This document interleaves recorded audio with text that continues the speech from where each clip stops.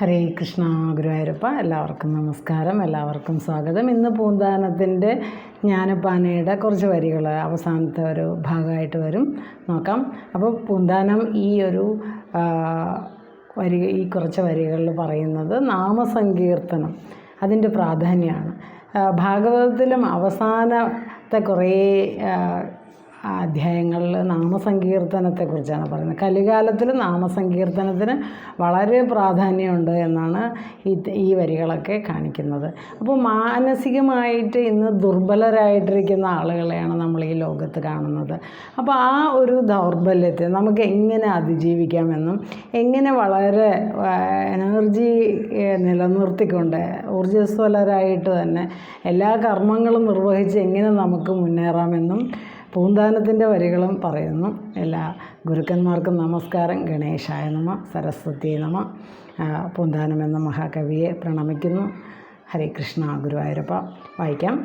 ജാതി പാർക്കിയിലൊരന്ത്യജനാകിലും വേദവാദി മഹീസൂരനാകിലും നാവുകൂടാതെ ജാതന്മാരാകിയ മൂകരെയങ്ങൊഴിച്ചുള്ള മാനുഷർ എണ്ണമറ്റ തിരുനാമമുള്ളതിൽ ഒന്നു മാത്രമൊരിക്കലൊരു ദിനം സ്വസ്ഥനായിട്ടിരിക്കുമ്പോഴെങ്കിലും സ്വപ്നത്തിൽ താനറിയാതെയെങ്കിലും മറ്റൊന്നായി പരിഹസിച്ചെങ്കിലും മറ്റൊരുത്തർക്കു വേണ്ടി എന്നാകിലും.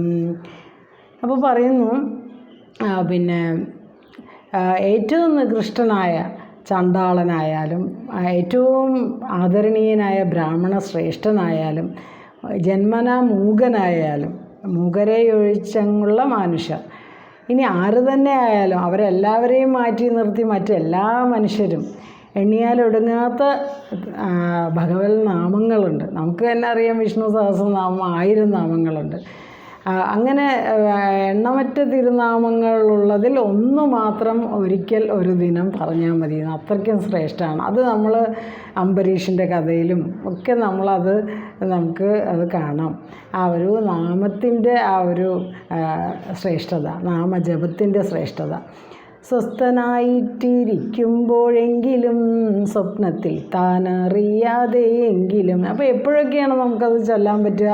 അതിനൊരു പ്രത്യേക സമയമൊന്നുമില്ല. അപ്പോൾ നാമം ജപിക്കുക എന്ന് പറയുമ്പോൾ എല്ലാവരും എല്ലാ ജോലിയും കഴിഞ്ഞിട്ട് നാമജപത്തിന് വേണ്ടി ഈ ഒരു കാലത്ത് ചിലപ്പോൾ സമയം കിട്ടിയില്ല എന്ന് വരും. അതുകൊണ്ട് പറയാണ്, സ്വസ്ഥനായിട്ട് എവിടെയെങ്കിലും ഇരിക്കുമ്പോൾ ഉള്ളിൽ ഭഗവാനെ ഓർക്കാം. അതാണ് സ്വസ്ഥനായിട്ടിരിക്കുമ്പോഴെങ്കിലും സ്വപ്നത്തിൽ താനറിയാതെയെങ്കിലും. അല്ലെങ്കിൽ ഇങ്ങനെ എവിടെയെങ്കിലും ഉറങ്ങുമ്പോൾ പോലും സ്വപ്നത്തിൽ ചിലപ്പോൾ ഭഗവാനെയൊക്കെ സ്വപ്നം കാണുമ്പോൾ അങ്ങനെയും നമുക്ക് ഓർക്കാം.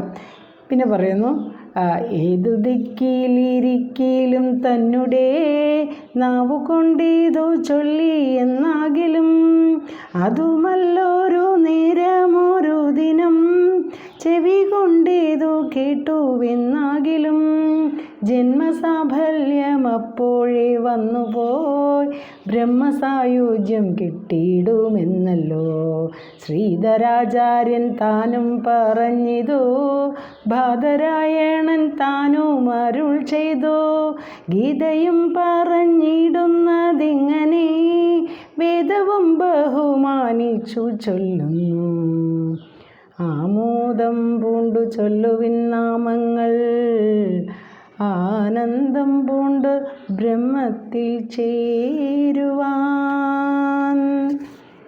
അപ്പോൾ പറയുന്നു, ഏത് ദിക്കിലിരിക്കലും തൻ്റെ നാവ് കൊണ്ട് ചൊല്ലാൻ മാത്രം കഴിയുന്നതാണ് നാമജപം. അതിന് AC-യോ അല്ലെങ്കിൽ AC മുറിയോ പിന്നെ വലിയ വലിയ ക്ഷേത്രങ്ങളുടെ പരിസരം ഒന്നും ആവശ്യമില്ല. ഒരു പൈസയുടെ ആവശ്യമില്ല. അതുമല്ലൊരു നേരമൊരു ദിനം ചെവി കൊണ്ടിതു കേട്ടുവെന്നാകിലും. അല്ലെങ്കിൽ ചെവി കൊണ്ട് പല പല നാമജപങ്ങൾ കേൾക്കുക. ജന്മസാഫല്യം അപ്പോഴേ വന്നുപോയി ബ്രഹ്മസായുജ്യം കിട്ടിയിടുമെന്നല്ലോ. അപ്പോഴേ നമുക്ക് ജന്മസാഫല്യം കിട്ടുമെന്നാണ് പറയുന്നത്. അപ്പോൾ ബ്രഹ്മസായുജ്യവും കിട്ടും, ബ്രഹ്മസാഫല്യവും കിട്ടും, ബ്രഹ്മസായുജ്യവും കിട്ടും. അപ്പോൾ പറയുന്നു ബ്രഹ്മസായുജ്യം എന്ന് പറഞ്ഞാൽ ഭഗവാനെ, ബ്രഹ്മത്തെ അറിയുക, ഈശ്വരനെ അറിയുക, ആ ഈശ്വര ചൈതന്യം എന്താണെന്നറിയുക. ഈശ്വരനെ അറിയണമെങ്കിൽ ഒരു നല്ല മനസ്സ് വേണം. അതായത് നമ്മളുടെ മനസ്സിൽ ചിത്തശുദ്ധി നേടുക എന്ന് പറയും. അതിന് നമ്മൾ ആ ഒരുപാട് നാമജപങ്ങളിലൂടെയും ഒരുപാട് സാധനകൾ അനുഷ്ഠാനങ്ങളിലൂടെയൊക്കെ പോയാൽ മാത്രമേ ആ ചിത്തശുദ്ധി നേടാൻ പറ്റുള്ളൂ. അപ്പോഴേ ആ നിഷ്കളങ്കമായിട്ടുള്ള ആ മനസ്സിൽ മാത്രമേ ഭഗവാനെ അറിയാൻ നമുക്ക് കഴിയുള്ളൂ. പറയുന്നു ഗീതയും ശ്രീധരാചാര്യൻ താനും പറഞ്ഞത് ബാദരായണൻ താനും അരുൾ ചെയ്തു. അപ്പോൾ ശ്രീധരാചാര്യൻ എന്ന് പറയുന്ന ആചാര്യനാണ് ഭാഗവതത്തിന് പിന്നെ ഒരു വ്യാഖ്യാനം എഴുതിയ ഒരു ആചാര്യനാണ് ശ്രീധരാചാര്യൻ. ഭഗവാന് തുല്യമാണ് ശ്രീധരാചാര്യൻ്റെ ജീവിതവുമെല്ലാം. അപ്പോൾ പറയുന്നു അതുപോലെ തന്നെ ശ്രീധരാചാര്യൻ താനും പറഞ്ഞു. അപ്പോൾ ആ ആചാര്യനും ഭാഗവതത്തിന് വ്യാഖ്യാനം എഴുതിയ ആ ആചാര്യനും പറഞ്ഞു. എന്താ പറഞ്ഞത്? ഈ നാമജപത്തിൻ്റെ പ്രാധാന്യം. പിന്നെ ബാദരായണൻ താനും അരുൾ ചെയ്തു. നമുക്ക് ഈ 18 പുരാണങ്ങളും രചിച്ചു തന്ന ഭഗവത്ഗീതയും ഭാഗവതവും മഹാഭാരതവും എല്ലാം തന്ന വ്യാസഭഗവാൻ, ബാദരായണൻ എന്ന് പറയുമ്പോൾ വ്യാസഭഗവാൻ, ആ വ്യാസഭഗവാനും പറഞ്ഞു. വ്യാസഭഗവാൻ എന്ന് പറഞ്ഞാൽ ശ്രീകൃഷ്ണൻ്റെ അവതാരമാണെന്നാണ് പറയുന്നത്. അപ്പോൾ ആ ഭഗവാനും പറഞ്ഞു, വ്യാസഭഗവാനും നമുക്ക് എടുത്തു പറഞ്ഞു തന്നിട്ടുണ്ട്. പിന്നെന്താ പറഞ്ഞു തന്നിട്ടുള്ളത്? ഗീതയും പറഞ്ഞിടുന്നതിങ്ങനെ വേദവും ബഹുമാനിച്ചു ചൊല്ലുന്നു. അപ്പോൾ ഗീതയും പറയുന്നു. ഭഗവത്ഗീതയിലും നാമജപത്തിൻ്റെ പ്രാധാന്യത്തെ ഉയർത്തിക്കാട്ടുകയും ഭഗവാൻ എല്ലാ ജീവജാലങ്ങളിലും ഒരുപോലെ കുടികൊള്ളുന്നു എന്നാണ് പറയുന്നത്. അപ്പോൾ ആ ഒരു കാര്യം, അപ്പോൾ ഭഗവാനെ എങ്ങനെ അറിയാമെന്ന് പറയുമ്പോൾ എന്ത് മന്ത്രങ്ങളാണെങ്കിലും ചൊല്ലാം.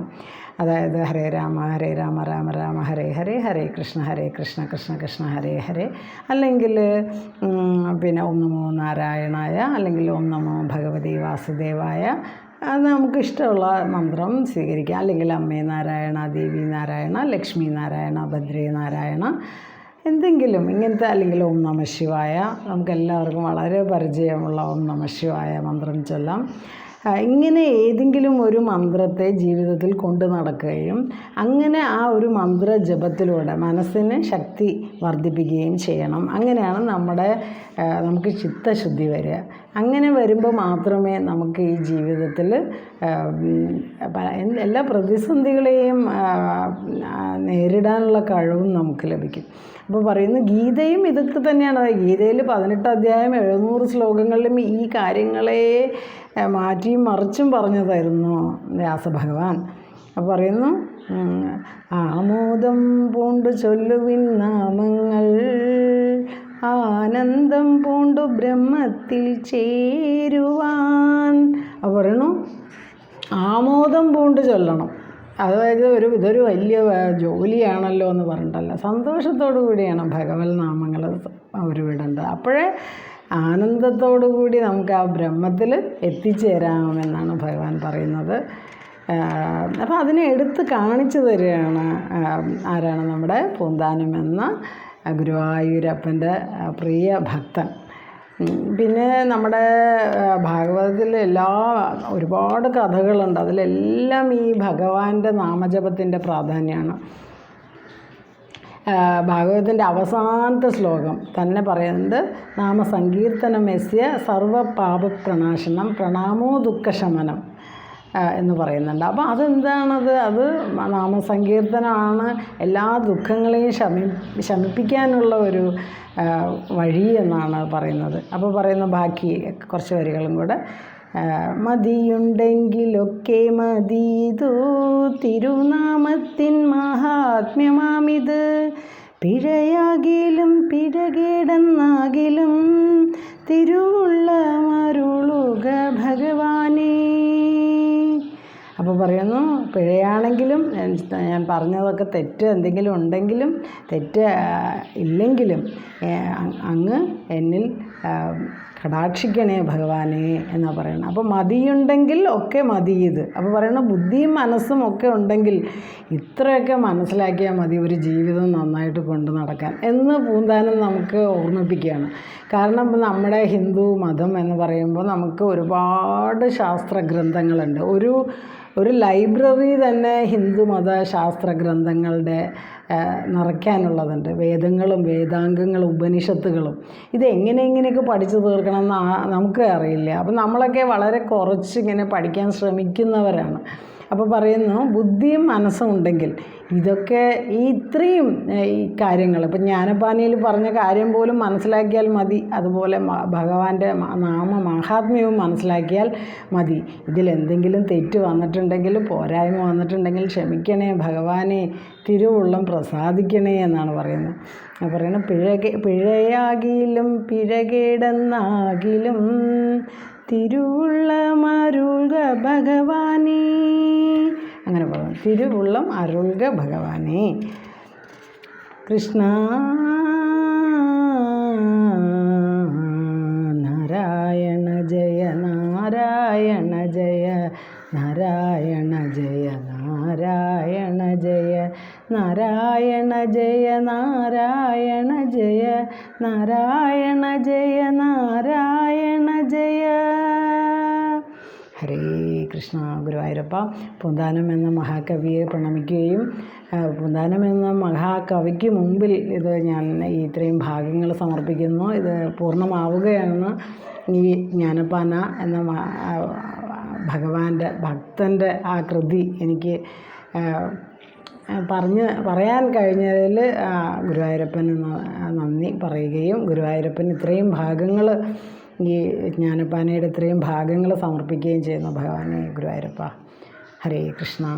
സർവം ശ്രീകൃഷ്ണാർപ്പണമസ്തു. ഓം തത്സത്.